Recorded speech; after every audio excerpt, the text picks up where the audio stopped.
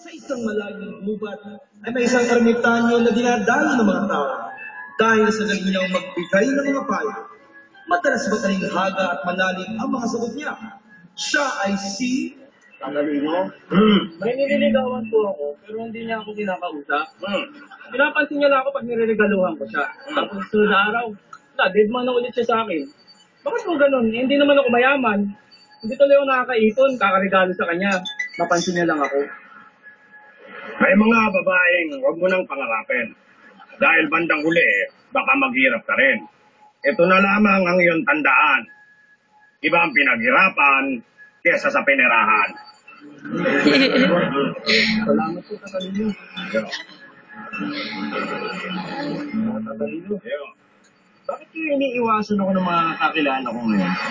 May girlfriend kasi ako ngayon. Hindi kaya iniiwasan kung bakit umiiwasan ako. Wala namang masama kung ikaw ay ma-inspire. Pero ibang usapan yan, pag ang hininga mo nag-expire.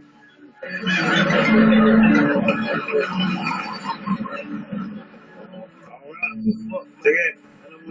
Sige, good luck.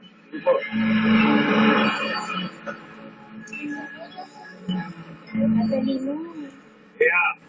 Nagmamado ko ngayon. Bakit? Kasi maraming tumututol sa relasyon namin ng boyfriend ko. Mahal ko siya eh. Mahal niya rin naman ako. Ano kung mapapayo niyo sa akin? Yeah. Dapat ipaglaban mo ang bumihag ng iyong puso. Hindi krimen na magmahal. Kaya huwag kang susuko. May kakampi na ako, Tagalino! Magdakila! Oh, yeah. Talino, Yes. alam mo lagi ako nakakakita ng mga pinopost sa internet. Na lagi na lang parang may pinapatamaan sila o meron silang inaaway. Pero hindi naman nila sinasabi kung sino. Pag ganun ba, Tatalino, yung mga nagpo-post ng mga ganun may strong personality? Ay, Hero. Ang tunay na matapang, harapan kung bumatikos. Hindi yung panay parinig sa Facebook status. Thank you. Yeah.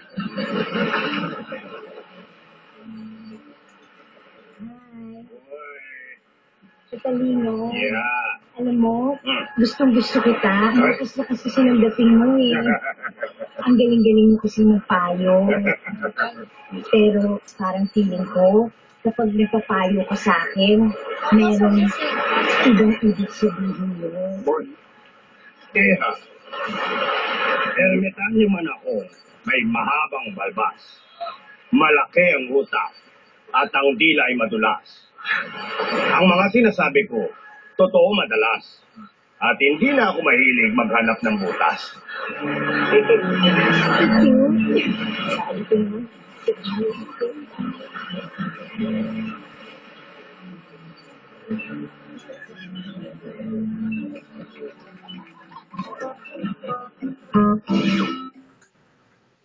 Kahit ibaon ang ulo ko sa buhangin, hindi ako mapapraning.